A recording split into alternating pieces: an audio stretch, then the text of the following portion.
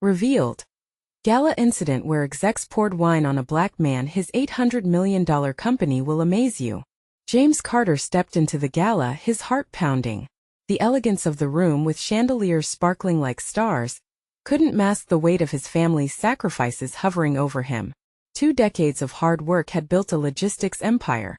Yet as he adjusted his tie, the memory of his father's calloused hands and his mother's kind smile fueled him. They had worked so hard for this moment, for him to be standing here among the city's elite. But as he walked through the crowd, whispers and glances tattooed his skin with judgment. Suddenly, a group of powerful executives, their laughter echoing like hammers, surrounded him. Mockery spilled like the wine they hurled at him, drowning him in humiliation. "Look, it's the son of a nurse," they jeered, their eyes shaking with egotistical delight. Time slowed as the world shattered his pride, hard-earned reputation, and the dream he fought for spilled right with that cheap wine. Gasps erupted. The air thickened with tension, justice gnashing its teeth in vain. James's heart raced, a tightness forming in his chest. He wanted to fight back, to stand tall, but as he looked around, the cold, indifferent stares of onlookers cut deeper. Was this what all his sacrifices meant? His teenage daughter Maya stood at the edge, the reflection of shame carving lines in her brow. What would she think? What would she feel? At home, the warmth of the kitchen now felt alien. The scent of her favorite pasta hung in the air, but it couldn't mask the tension simmering between them. Maya avoided his gaze, her silence like a chasm growing wider. "Dad, did you really think you could just walk into that world?" She finally whispered, her voice tinged with doubt. He could see the fear dancing in her eyes, fear of being an outsider, of not fitting into a mold built on privilege. James clenched his fists. How could he protect her from this pain? As days passed, they skirted around each other, the walls built high with misunderstanding and hurt. He recalled all his mother had taught him about resilience and love. Each night's quiet cries started to remind him of the lonely battle he was waging, and slowly, he felt a flicker of hope rising through the darkness. Just then, an unexpected ally strolled into view: Sarah, their single-mother neighbor who had faced her own ostracism. She approached him after so long with a gentle, unwavering smile. "James," she said, "don't listen to them. You are the community's heart." Her support was a lighthouse in his dark storm, guiding him back to his purpose. Together they rallied others who knew pain and injustice, brainstorming ways to stand up to the disgrace he faced. Just when James thought about confronting the elite head-on, a chilling realization took hold. One man among those mocking bosses may seek redemption and hold the key to his vindication. Could he really challenge the very heart of prejudice that had tried to drown him? The air felt electric, and James knew the stakes had never been higher. Before we continue, I need to let you know about something important that's happening. YouTube has been making changes to the system, and many people are losing notifications from channels they follow. If you're enjoying the content, hit that bell and mark all notifications so you don't miss the next videos. And if you can drop a like, it really helps me with reach. Seriously, it makes a difference. Oh, let me know in the comments where you're watching from. I'm always curious to know who's on the other side of the screen. Now let's continue. The questions loomed large. Would he reclaim his dignity? Would he show Maya that their dreams were worth fighting for? As the community rallied around him, hope sparkled anew. Yet, shadowed by prejudice, James was left wondering if he could really break the chains trying to define him and lift his family back into the light. With determination in his heart and the whisper of his own American dream ringing in his ears, he knew the battle was just beginning. James took a deep breath, standing at the threshold of a decision that could change everything. The memories of the gala were still raw, like fresh wounds that refused to heal. Yet he felt a flicker of resilience igniting within him. He promised himself he wouldn't let that moment define his life. Gathering with Sarah and the rest of the community, they formed a plan. They met in the local community center, where laughter once filled the air during potlucks and celebrations.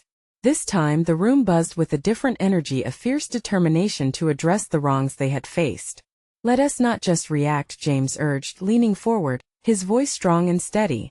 "We need to show them who we are and what we're capable of." The murmurs settled as he spoke, eyes locking on his face. He could see his own anger mirrored in his neighbors, people who shared stories of their own struggles, their own humiliations, moments that had pushed them to the periphery of society's gaze. Suddenly, a young man, Marcus, stood up. "We need to organize a protest," he suggested, his enthusiasm palpable. "Not just for James but for everyone who has experienced this kind of hate. Let us make our voices heard." A wave of agreement rolled through the room. James felt the weight on his chest begin to lift. They could turn pain into action. He knew the executives wouldn't take them seriously unless they put up a fight that couldn't be ignored. As they brainstormed strategies, James formulated a plan to draw attention to his gala. There had to be accountability, and for the first time since the incident, he felt a flicker of optimism. "What we do next is not just about this company. It's about dignity," he declared, a smile breaking through the heaviness of the preceding days. "Let us show them how strong we are together." Maya watched him from the sidelines, her expression softening. He could see a hint of hope creeping back into her eyes, and that small shift sparked something bright in his heart. In the following days, their efforts shifted into high gear. Flyers were printed, social media posts were created, and local businesses pledged their support. Slowly, the community rallied. James was filled with admiration for those around him, a tapestry of resilience that stitched together various narratives of struggle and triumph. As the day of the protest drew closer, anticipation cracked like thunder. James stood before the mirror one morning, adjusting his shirt. He wanted to look respectable yet powerful. This was not just about him. It was about family, pride, and forging a path for those who felt voiceless. On the day of the protest, the streets were alive with energy. Colorful signs waved like a sea of defiance. "Justice for James. An injustice anywhere is a threat to justice everywhere," echoed through the streets, filling him with pride. He looked at Maya, her eyes sparkling with resolve. But just as James was ready to speak, a chilling shadow passed over the crowd. One of the executives, the very man who had mocked him at the gala, stood at the edge of the protest, watching with an inscrutable expression.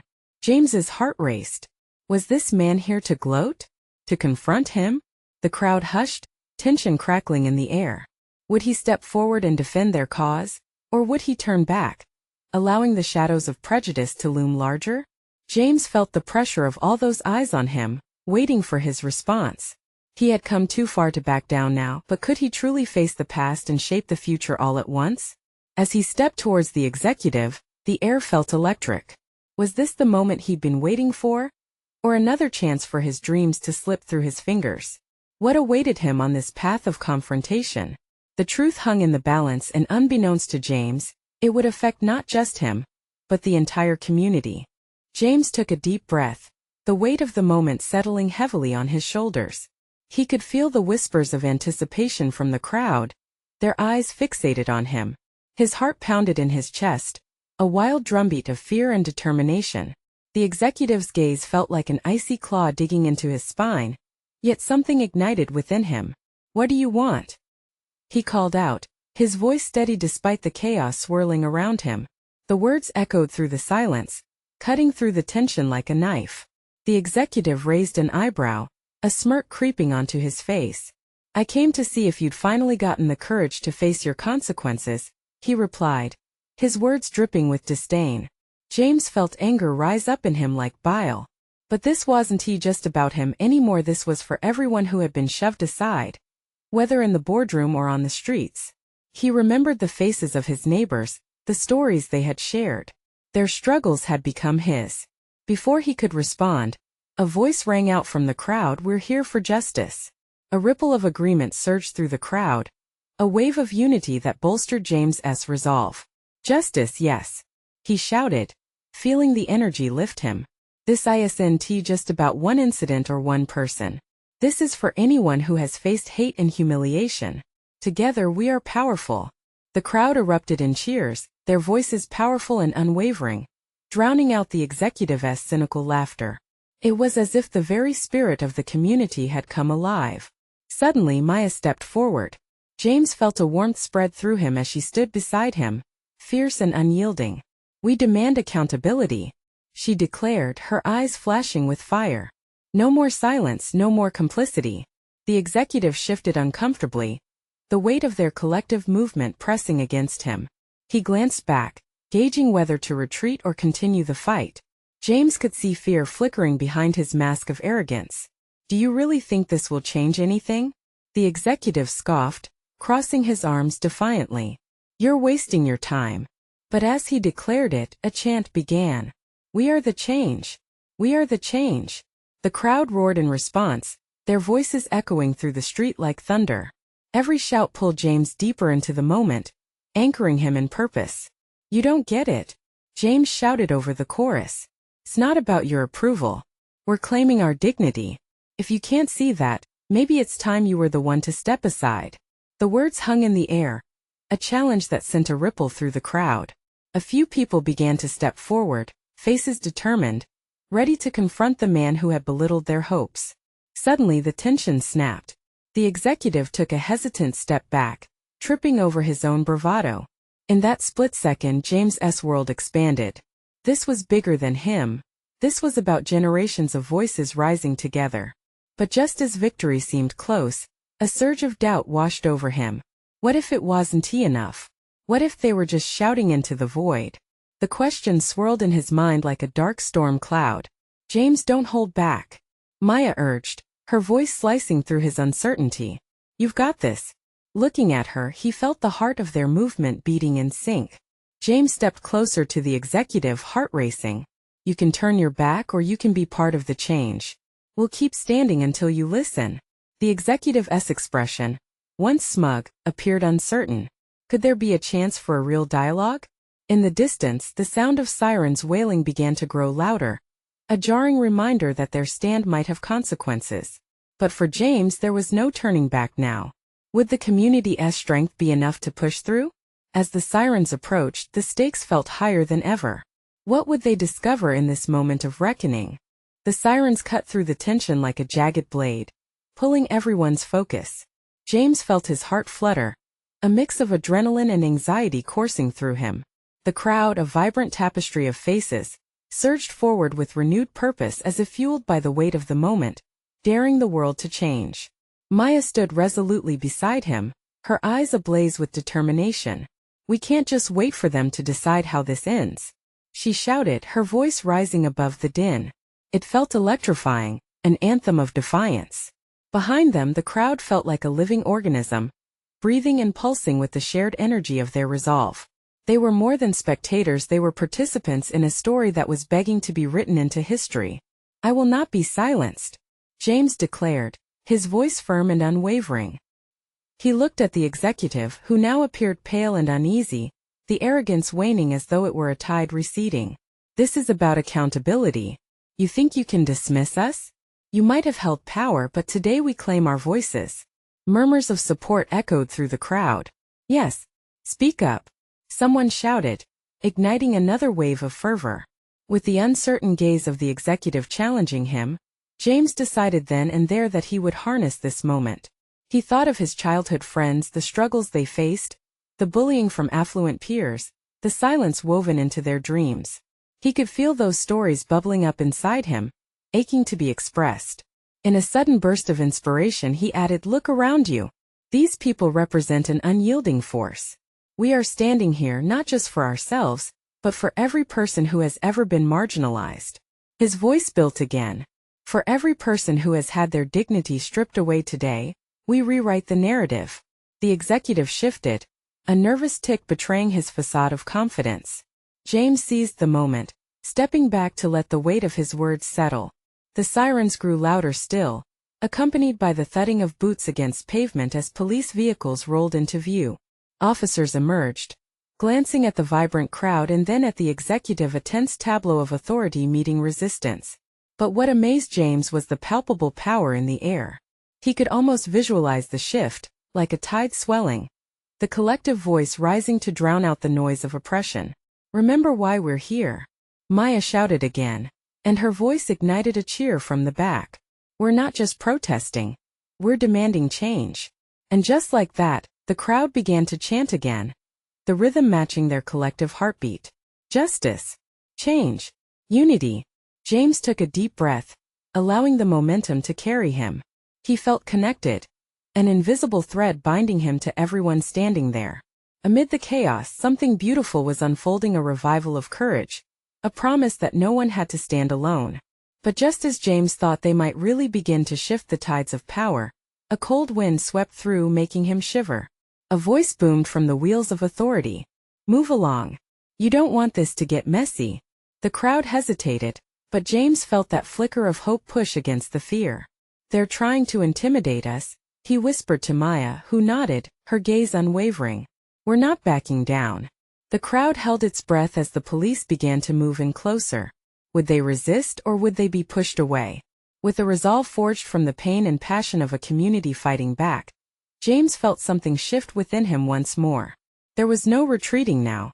The world was charged with possibility, and this was just the beginning of their fight. What would happen when the first stand was taken? Would they stand strong? Or would they scatter at the brink of confrontation? The tension hung in the air like thick fog, each heartbeat echoing in James's ears. The executive's eyes darted nervously between the police and the crowd. James felt the heat rising within him, a wildfire of defiance igniting his spirit. He couldn't help but glance at Maya, her face a mask of fierce determination. They were standing on a precipice, and James knew it was up to them to plunge forward.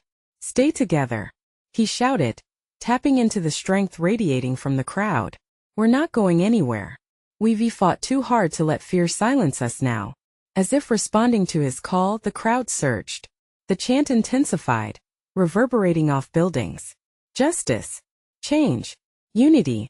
James could see the police officers growing uneasy, their advancing formation faltering in the face of unwavering determination. He noticed how their expressions shifted, doubt flicker across their faces, uncertainty creeping in, as if the solidarity of the crowd was a force banded together too powerful to ignore. He squared his shoulders, heart racing, as he approached the front line, standing firm before the police. "We are not a mob. We are a community." His voice rang out clear, cutting through the chaos. "We're here for our rights. We demand respect." One officer stepped forward, imposing and stoic, but behind the steely facade, there was a glimmer of hesitation. The crowd grew quiet, an electric anticipation filling the space. James' pulse pounded louder, thoughts of change swirling through his mind. Perhaps this was the moment everything would change. Maya stepped up beside him, shoulder to shoulder, and together they formed a barrier of hope. "This isn't just our fight," she declared, her voice a soothing balm yet resonant with fire. "It's for everyone, our children, our neighbors, everyone whose voice has been muted." From the sidelines, a chorus of agreement surged forward, voices rising and falling like waves at the shore. "Yes, for our future," someone shouted, igniting a new wave of enthusiasm. James glanced around. This was what unity felt like, human beings linking arms against the wind of oppression. But amid the exhilaration, a chill gripped his heart. A worry whispered in the back of his mind. What if it wasn't enough? At that moment the executive gestured, and positionally, the police stepped up, their presence, shields glinting under the chaotic light. "You're breaking the law," the officer shouted, but the words barely penetrated the rising tide of resistance. James felt a flicker of fear, a ripple of anxiety running through the crowd. The moment felt fragile, teetering on the edge. Then something changed. Voices from the back began to unify in harmony, singing a familiar protest song. Tears pricked at the corners of James's eyes as he felt the ancestors' strength coursing through them all. "We are not afraid," James shouted, raising his clenched fist. 1,000 fists mirrored his, a potent display of solidarity against fear, against oppression. But just as hope surged within him, something in the atmosphere shifted. A low rumbling sound echoed through the crowd. It was a reminder of the SOS power, the harsh and biting edge of reality. James peered at the line of police, rigid and tense, and wondered how this might end. Would fear break them, or would love hold them steady? The moment hung heavy in the air, pregnant with possibilities, and James could feel it, the breath before the storm. The question loomed, poised and unrelenting. What would happen next? Would they form a shield of unity, or would they be shattered by the forces that sought to silence them? The crowd's collective heartbeat thrummed like a drum, pulsing with energy and anticipation. James felt invigorated, yet anxiety gnawed at his core. The executive's hand rose, signaling the officers to tighten their formation. The clicking of shields echoed like steel jaws snapping shut, a harbinger of the impending confrontation. "Stay strong." Maya's voice broke through the tension, filled with conviction. "We are the power they fear." As if touched by her fierce spirit, the crowd roared back, filling the empty spaces with affirming cries. "We are the power. We are the power." The chant soared, reverberating against the chipped walls of surrounding buildings, and a wave of towering hope surged within James. But it was hard to ignore the clash of intimidation facing them: the heavy armor, the stern faces of the officers, and that one imposing figure at the front. He stood taller, perhaps the leader, arms crossed with an expression carved from stone. James's heart raced. Would a single moment of peace shatter this precarious balance? In that heartbeat, an unexpected sight unfolded. A young girl, no older than 8, broke through the ranks. She was small, her fists balled, a wild mane of curls framing her determined face. She stood before the line of officers, looking up at them defiantly. "Stop!" she shouted, her voice innocent yet powerful. "You're supposed to protect us." Silence fell momentarily. Then murmurs swelled like an ocean tide, pulling attention back from the brink of violence. Everyone felt her bravery, an innocent courage that cut through the fears of adulthood. James hoped that the officers felt it too. The leader's gaze softened just a fraction as he looked down at the girl. For that fleeting moment, the lines between the oppressed and the oppressor blurred, humanity against authority. It was a blink of possibility, a crack in the suffocating weight of their reality. But the moment shattered as the officer's steely exterior hardened once more. "Get back!" he barked, his voice a sharp knife through the atmosphere. The murmurs turned to gasps, anger flaring in the crowd. James felt the swell of indignation. "You can't silence her," he yelled, stepping forward, heart pounding. "She speaks for us all." The crowd surged, emboldened. Their voices rose in a cacophony of defiance, demanding respect, demanding change. No more silence. No more fear. They were a tapestry of strength, woven tighter in that moment of uprising. Maya reached for James's hand, squeezing it tightly. "This is our stand," she urged, her eyes ablaze with determination. Then, with a sudden flash, things escalated. The officer raised his baton, and a single order shot through the air like an arrow. "Move in." Panic erupted. James felt the swell of the crowd, their fear, anger, and courage intertwined. Hearts raced. Would they be crushed beneath the weight of authority? Or would they push back against the tide? "Together," James shouted, bracing himself against the tide of bodies. "We fight for our future." Just as the officers lunged, a voice unexpectedly bellowed from the back of the crowd. "Hold on. Wait. We are not what you think we are." Curiosity flared. James glanced over his shoulder, wondering who would dare step forward against the tide. The roar of the crowd quieted to a whispering hush. The answer could change everything. Who possessed the strength to tip the scale in their favor? Would they find common ground? Or would the struggle deepen the divide? The air thickened again, pregnant with unanswered questions and unvoiced fears. And in that split second, everything felt poised for transformation. The voice rang out again, cutting through the thick tension that hung in the air. "We are all just people here." A figure emerged from the crowd, stepping out of the mass of anxious faces. At first, James couldn't see clearly who it was. But as the crowd parted, a familiar face came into view. It was Elijah, a local activist known for his fiery speeches and relentless pursuit of justice. "Elijah!" someone shouted in disbelief. It felt like a lifeline thrown into turbulent waters. "Let us not forget who we are," Elijah continued, his voice steady despite the chaos. "This isn't just about us versus them. We are here for love, for community, for a future where we can all thrive together." His words cascaded over the crowd, stitching hope together with shared memories. From the back, murmurs of agreement started to ripple through.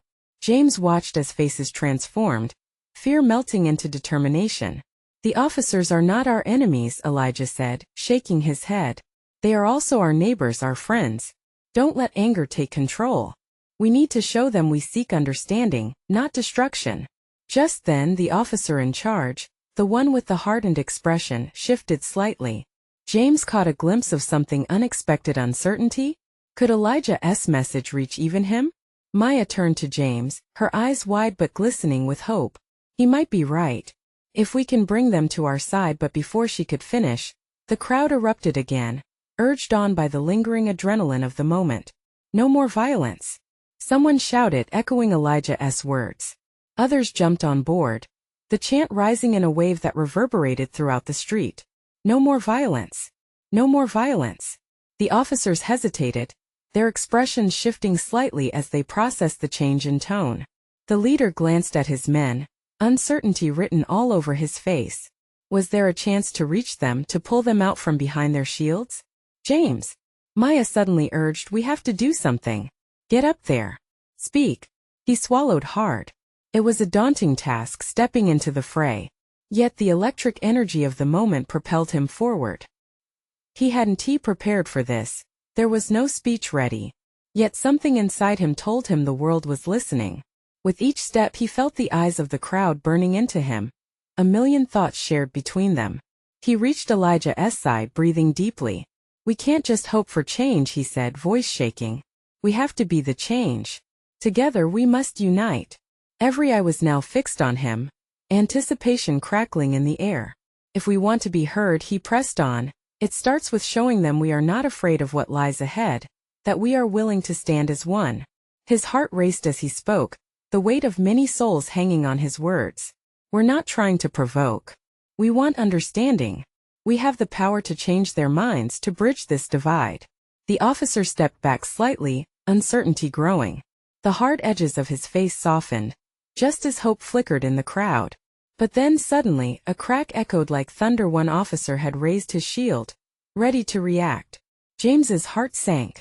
The moment teetered on the edge again. What would happen next? Would they unite or fall to fear once more? As the standoff intensified, James felt the stakes rise higher than ever before. They stood at the precipice, and one choice could tip the balance.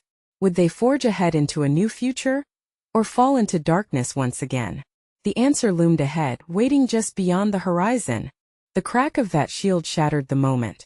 In an instant, tension snapped back into place, thickening the air around them like a fog. James went still, breath caught in his throat. He felt every heartbeat thudding in his ears, drowned out by the chaotic reactions swirling around him. Put it down. Elijah shouted, voice booming over the crowd. Please, we don't want this to escalate. The officer hesitated, the shield trembling in his grip. But behind him his fellow officers moved forward, defensive postures tightening like a noose. James could see fear in their eyes, the instinct to protect overshadowing any understanding they might have been ready to embrace. Then Maya stepped forward past James, her determination like a beacon. We're here for peace, she yelled, her voice rising above the turmoil.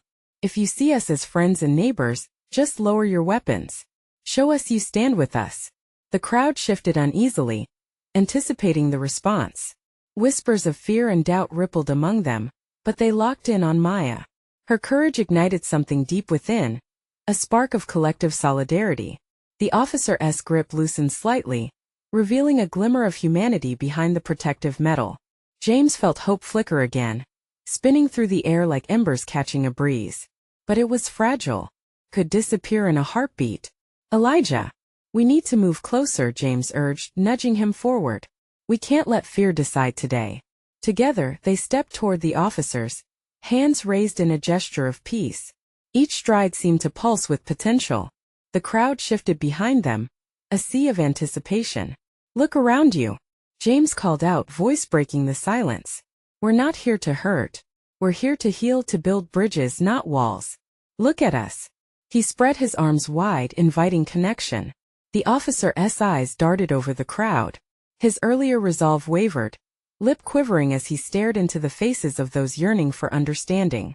But then, without warning, an explosion of sound erupted from the back of the crowd, a bottle shattering against a nearby wall. The collective gasp of fear ricocheted through the air. Panic ignited like wildfire, screams erupting as some turned to flee while others sank into uncertainty. James felt his stomach drop, adrenaline flooding through him once more. No, stay with us, Elijah shouted, raising his hands higher, urging people to remain calm. Don't let this distract us from what really matters. James looked around, catching glimpses of faces he recognized. The elderly couple who lived 2 houses down, The single mother struggling to make ends meet, the kids who played together at the park. They were all there, united by dreams and hopes, ready to fight for a better world. But fear held sway over a few still armed officers, their grip tightening as uncertainty turned to aggression. James recognized the danger this moment posed. It could spiral into chaos again. He stepped back, raising a finger to the officer he had first caught in uncertainty. "We see you too. You don't have to stand alone against this. Remember the good you have done. Let us work together." And in that moment, the officer's expression flickered again. Could he break through the fear surrounding him? Would his fellow comrades follow suit? James's heart raced wildly, believing in the fragile bond of humanity that lingered in the balance. Right there, in the midst of fear and rising chaos, hope had to shine through. But as the crowd divided in front of the officers, a figure emerged from the back, cloaked in shadow yet radiating a presence that demanded attention. Who were they, and what could they add to this crumbling moment? The tension swelled, waiting for the next wave to crash. Would it be one of reconciliation, or would it be chaos yet again? A figure stepped into the narrowing light, the edges of their silhouette defined by the flickering chaos around them. It wasn't just another protester. It was someone the crowd instinctively recognized, a community leader, one whose words had often bridged divides when everything seemed to fall apart. As the murmurs spread, James felt a surge of recognition. It was DeAndre, a man known for his eloquence and poise, a beacon of reason in times of turmoil. DeAndre held up both hands, his palms outward. "Everyone stop." His voice sliced through the noise, drawing eyes like moths to a flame. "This is not the way. We can't let fear write our story today." The crowd slowly quieted, shifting their gazes between DeAndre and the officers. Tension still hung thick, but for a moment, it felt like the tide was turning. The officer James had spoken to earlier looked conflicted, torn between solidarity and the instinct for self-preservation. "Listen," DeAndre continued, stepping closer to the officers. "We are all scared right now, but let us not forget who we are. We are neighbors, friends, and family. We're here to talk, to heal. Let us take that chance." Just then a young girl in the crowd stepped forward, tiny but fierce, holding a hastily drawn poster that read, "We are one," in bright colors. Her innocence pierced through the heaviness in the air. She glanced up at DeAndre, then toward the officers. "Please let us hug it out," she said nervously, voice shaking but resolute. Her plea hit hard. James saw the moment when the ice began to crack. DeAndre knelt down, inviting the girl closer, and in that unity something shifted among the crowd. People started stepping away from their anxiety, feeling the warmth of a connection budding among them. James felt a swell of hope. "This is it," he thought. "We can do this." He exchanged glances with Elijah, who nodded back fiercely as if to say, "Don't you dare let go of this moment." But just as the mood lightened, a lone figure wearing a black hoodie stepped into view, eyes full of fury. "You won't let them silence you," he bellowed, pointing at DeAndre and the girl, as if their unity was an affront rather than a resolution. "They won't change. Look at their weapons." The young girl flinched at the harshness of his tone, and James felt a stab of fear resurface within him. No, not like this," he whispered, heart racing again as the flickering hope dimmed slightly. "Elijah! Maya!" James called out, urgency flooding his voice. "We have to show them that peace is stronger than fear." Elijah, with renewed determination, took a step closer to DeAndre. "We need to drown out the noise with our voices," he said. "Can anyone here stand together with us?" The question hung in the air, waiting for a response. James felt the weight of the moment press against him. Would they choose healing? Or was the pull of fear too strong? As he looked around, he saw the faces of the people who had come together. He saw hesitation and uncertainty, but also flickers of hope. Would they rally behind peace, or let anger take the reins? Would unity win over chaos in these decisive moments? With every heartbeat, the tension grew thicker. The answer was waiting, but would someone take the first step? The silence felt heavy, like the calm before a storm. James steadied himself, watching the tension unfold around him. DeAndre's hand remained extended in a gesture of peace, while the girl stood resolute, courage shining through her innocent eyes. "Listen," James shouted, breaking through the thick air. "We have fought for too long, for too many. This is our chance to change everything. We can't be afraid to reach out to one another. Elijah stepped forward beside him, voice strong. This fight isn't just for us today. It's for every child, every family whose dreams have been crushed under the weight of prejudice. Let this be the moment we choose compassion over anger. The crowd reacted. Faces shifted, expressions softened, and James felt the energy pulsate.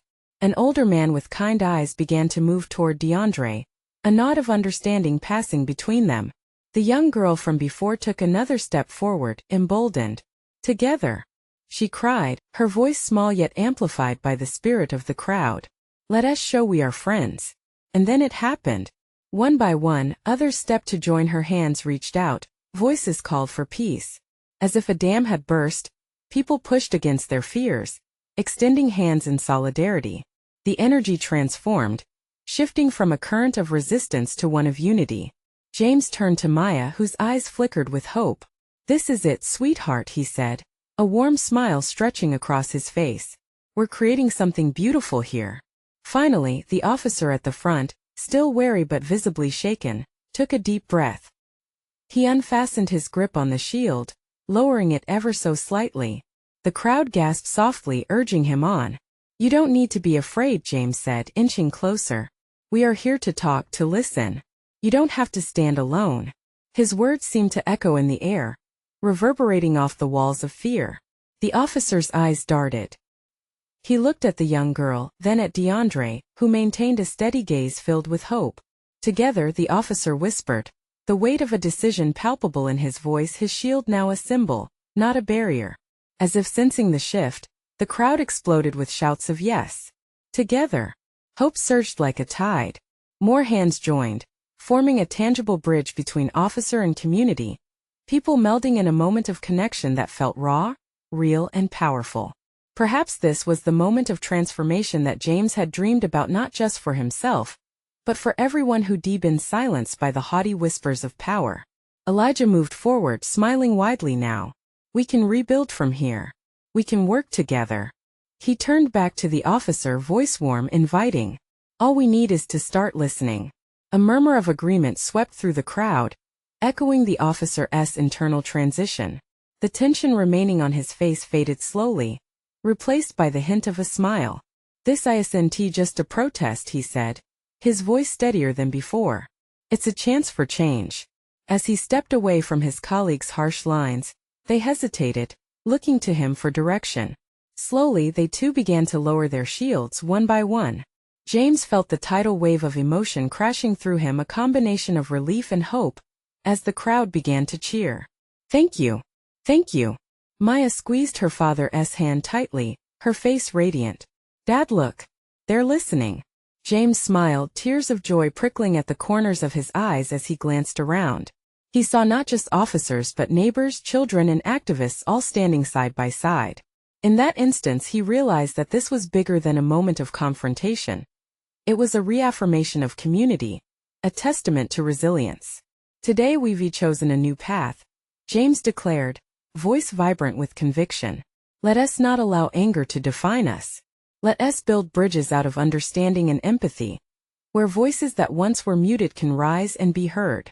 The crowd erupted, uniting under a common dream, the dream of a better future, one built on connection instead of division. With hopeful hearts full of change, they marched together side by side, knowing that true strength lay in unity. James felt invincible. They were rewriting their narrative together, each step echoing the promise of a new tomorrow. This is what real transformation looks like. Now it's your turn to act. Subscribe immediately to our channel, so you don't miss the next exclusive stories. Leave a like now to feed the algorithm and help spread this message of hope. Comment below your thoughts and feelings on this powerful ending. Share instantly this video with at least 5 friends who need to see this transformation. Let us make sure that our voices echo far and wide. You need to support the channel now. Your actions matter. Don't wait not even one more second to share.